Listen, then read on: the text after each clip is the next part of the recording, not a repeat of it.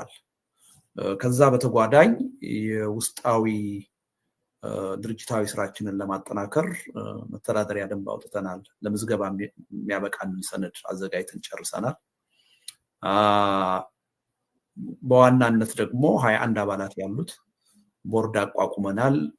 ያ ቦርድ ዛሬ እዚህ ፊታችሁ የቀረብነውን ስራ አስፈጻሚ ኮሚቴ አባላት መርጧል። የተመረጥነው የስራ አስፈጻሚ ኮሚቴ አባላት ከአሁን በኋላ የአብሮነትን የዕለት ተዕለት ስራ የምንመራ ነው የምንሆነው። ከሰባታችን ውስጥ አንዱ አባላችን በአጋጣሚ የቤተሰብ ህመም ገጥሞት በመካከላችን አልተገኘም። 6ታችን እዚህ አለን። ዞሮ ዞሮ 7ታችን እንግዲህ የመጀመሪያው በሰብሳቢነት የተመረጥኩት ወይም የተመደብኩት እኔ ነኝ። ልደቱ አያሌው እባላለሁ። በምክትል ሰብሳቢነት የተመረጠችው ዶክተር መቅደስ አዳነ ትባላለች። አሁን ፊት ለፊት እያያችኋት ነው። በጸሐፊነት የተመረጠው አቶ አሸናፊ አብርሃም ይባላል። ያው ታውቁታላችሁ፣ አሁንም ስክሪኑ ላይ ይታያል። የፋይናንስ እና ንብረት ጉዳዮች ቋሚ ኮሚቴ ሰብሳቢ በመሆን ኢንጂነር ሙልጌታ ዘለቀ፣ እሱም ስክሪን ላይ ያለ፣ በሌላ መድረክም ታውቁታላችሁ። ዶክተር እስማኤል ጉርሲ አሁን አልተገኙም ያልኳቸው አባላችን ናቸው። እሳቸው የድርጅት ጉዳዮች አስተባባሪ ኮሚቴ ቋሚ ሰብሳቢ ሆነው ነው የተመደቡት። 6ኛ ፕሮፌሰር ሕዝቅኤል ጋቢሳ የአብሮነት ኢትዮጵያ የህዝብ ግንኙነት ቋሚ ኮሚቴ ሰብሳቢ ሆነው ተመርጠዋል። 7ኛ አቶ መስፍን አየነው የውጭ ጉዳይ ቋሚ ኮሚቴ ሰብሳቢ ሆነው ተመርጠዋል። እና ከአሁን በኋላ ከሚዲያም ጋር የሚኖረን ግንኙነት በእነዚህ አመራሮች በኩል ይሆናል ማለት ነው። የአብሮነት ኢትዮጵያን የዕለት ተዕለት ስራም የሚመራው ይሄ ስራ አስፈጻሚ ኮሚቴ ይሆናል ማለት ነው። እና ምን ያህል እድሜ ይቆያል፣ ኃላፊነቶቹ ምንድናቸው የሚለው በአጸደቅነው የህገ ደንብ ተደንግጎ ተቀምጧል። እንግዲህ በተቀመጠው አሁን ለአጭር ጊዜ ያቀርናቸው 2 ስራዎች አሉ። አንዱ የሰነድ ዝግጅት ስራ ነው።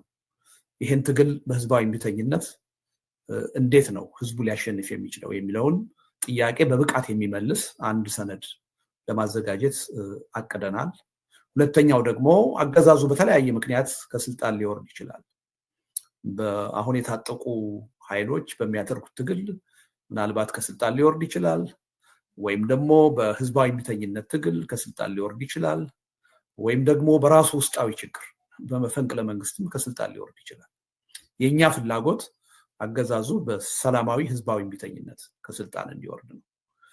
ከስልጣን ከወረደም በኋላ ስልጣን ማጣቱ ብቻውን ግብ ስላልሆነ ሀገራችንን ለዘላቂ ሰላም፣ ለዘላቂ ብልጽግና የሚያበቃ የሽግግር ሂደት እንዴት ነው የሚኖረን የሚለውን ጥያቄ መመለስ አለብን ብለን ስለምናምን 2ኛው የሰነድ ዝግጅታችን ምን አይነት የሽግግር ሂደት ሊኖረን ይችላል የሚለውን ጥያቄ የሚመልስ ይሆናል። ከነዚህ ጎን በጎን ያው 2 መሬት ላይ የሚሰሩ ስራዎችን አቅደናል። አንዱ ባለፈው እንዳደረግነው በጣም ከፍተኛ የሆነ የህዝብ ተሳትፎ የሚታይበት ሚሊዮኖችን የሚያሳትፍ ጦርነት ይቁም፣ የግፍ አገዛዝ ያብቃ፣ ሽግግር ይካሄድ፣ ሰላም ይስፈን የሚለውን መርህ የተከተለ አንድ የኢንተርኔት የተቃውሞ ትዕይንተ ህዝብ ይካሄዳል። ከሱ በመቀጠል ደግሞ በዋሽንግተን ዲሲ እና በለንደን ከተማ አንድ ከፍተኛ የሆነ ከስካሁኑ በአይነቱም በይዘቱም ለየት ያለ ከፍተኛ ህዝብ ያሳተፈ ሰላማዊ ሰልፎችን ለማካሄድ አስበናል። ያው ቅድም በመግለጫው እንደተገለጸው እነዚህን ስራዎች የአብሮነት ኢትዮጵያ ብቻውን ከሚያካሂድ ይልቅ ተመሳሳይ ዓላማ ካላቸው ሌሎች ስብስቦች ጋር በጋራ ብናካሂዳቸው የተሻለ ይሆናል የሚል እምነት አድሮብናል። ስለዚህ የጋራ ግብረ ኃይል አቋቁመን እነዚህን ጉዳዮች በጋራ እንድንሰራ ያው በመግለጫው የተገለጹ ጥሪዎች አቅርበናል። በስም ጠቅሰን ድርጅቶች ከኛ ጋር ተመሳሳይ ሚና አላቸው ያልናቸውን አቅርበን ግብዣ አቅርበናል። ግን እነሱ ብቻ ሳይሆኑ ይሄ ጉዳይ እኔንም ይመለከተኛል፣ በእነዚህ 2 መርሃ ግብሮች ዙሪያ እኔም በጋራ ባለቤት ሆኜ ማዘጋጀት እፈልጋለሁ የሚል ሁሉ ጥሪያችንን ተቀብሎ አብሮን ሊሰራ ይችላል። በእኛ በኩል በጣም ክፍት ነን። ይሄ እንደተጠበቀ ሆኖ ግን አሁን የፖለቲካ ኃይሎችን የትግል እንቅስቃሴ ለማስተባበር ወደ ህብረት እንዲመጡ ግፊት ለማድረግ ለማጠናከር የአብሮነት ኢትዮጵያን የሚመስሉ ሌሎች ስብስቦች ሲፈጠሩ እያየን ነው። መፈጠራቸው በጣም ጥሩ ነው። ግን ደግሞ ለተመሳሳይ ዓላማ ተቋቁመን ቁጥራችን መብዛቱ ተገቢ ነው የሚል እምነት የለንም። ከጥቅሙ ይልቅ ጉዳቱ ሊያመዝን ይችላል የሚል እምነት አለን። ስለዚህ የአብሮነት ኢትዮጵያ በኩል እነዚህ ድርጅቶች ተባብረው ጠንካራ የሆነ ስራ ከመስራት ባለፈ እስከ መዋሃድ ድረስ ቢመጡ ይጠቅማሉ የሚል እምነት አለን። በእኛ በኩል ተመሳሳይ ዓላማ ካላቸው ኃይሎች ጋራ በህብረት ብቻ አይደለም በውህደት ጭምር አብረን የመስራት ቁርጠኝነት ያለን መሆኑን በመግለጫው ተጠቅሷል። ስለዚህ እነዚህ ናቸው እንግዲህ ያስቀመጥናቸው መሰረተ ሐሳቦች። ዞሮ ዞሮ እነዚህ ዓላማዎች ሊሳኩ የሚችሉት በተወሰኑ ድርጅቶች እንቅስቃሴ አይደለም፣ በሁሉም ህብረተሰብ ተሳትፎ ነው። በእኛ በኩል ከዚህ ቀደም ቃል እንደገባ ነው ኢትዮጵያ ውስጥ ተጨባጭ ሆነ ለውጥ ለማምጣት ሌት ተቀን እየሰራ ነው፣ ያለ እረፍት እየሰራ ነው እና በአጭር ጊዜ ይሄ እንቅስቃሴ ወደ ትልቅ ትብብር አድጎ የኢትዮጵያ ህዝብ ከእንግዲህ በቃኝ ብሎ አገዛዝ አንበርክክ የሆነ ሰላማዊ ህዝባዊ ቢተኝነት አቀጣጥሎ ለዘላቂ ሰላም ለዘላቂ ብልጽግና የሚያበቃ ለውጥ ያመጣል የሚል ተስፋ ይዘን እየሰራን ነው የምንገኘው እና የሁሉንም ትብብር እንፈልጋለን። በእኛ በኩል ሌላ የስልጣን ጥያቄ የለንም። የፖለቲካ ድርጅት አይደለንም። ለፖለቲካ ስልጣን አንወዳደርም። ትግሉ ተጠናክሮ ለውጤት እንዲበቃ እገዛና ጥረት ለማድረግ ነው የተመሰረተው። ስለዚህ ምንም ቅድመ ሁኔታ ሳናቀርብ ከማንኛውም ተመሳሳይ ዓላማ ካለው ኃይል ጋራ በትብብርም በውህደትም ለመስራት ዝግጁ መሆናችንን በዚህ አጋጣሚ እንገልጻለን እና በደብዳቤው ላይ የገለጽናቸው እና ጥሪ ያቀረብንላቸው አካላት ጥሪያችንን በበጎ መልስ ይሰጣሉ የሚል ተስፋ አለን። ከዛም ውጭ አሉ በትብብር መስራት እንፈልጋለን የሚሉ ኃይሎች ለጥሪያችን አዎንታዊ መልስ ይሰጣሉ የሚል ተስፋ አለኝ እና መገናኛ ብዙሃን ካሁን ቀደም ብዙ ድጋፍ ነው ያደረጋችሁልን። ያለ እናንተ ድጋፍ እዚህ መድረስ አንችልም ነበር። ይሄ ድጋፋችሁ የበለጠ ተጠናክሮ ይቀጥላል የሚል ተስፋ አለን።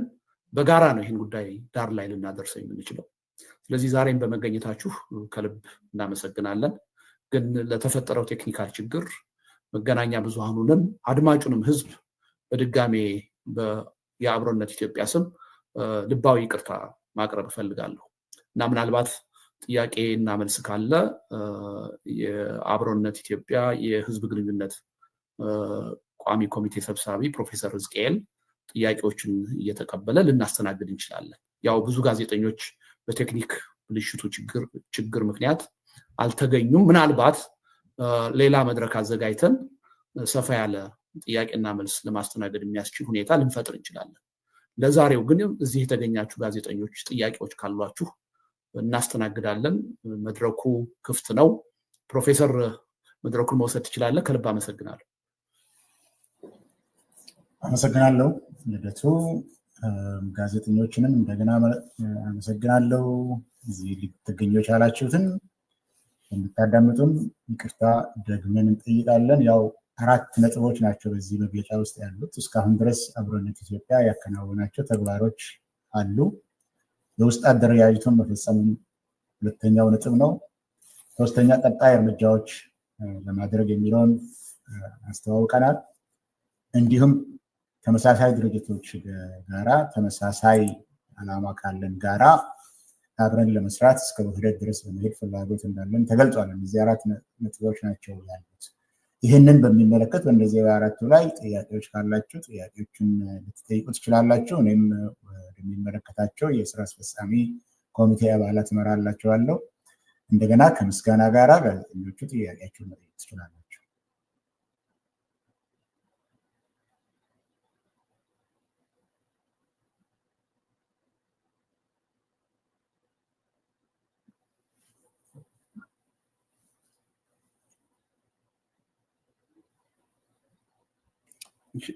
ምናልባት ጋዜጠኞች ጥያቄ ካለ ተሎ አቅርቡልን፣ ክፍተት እንዳይፈጠር።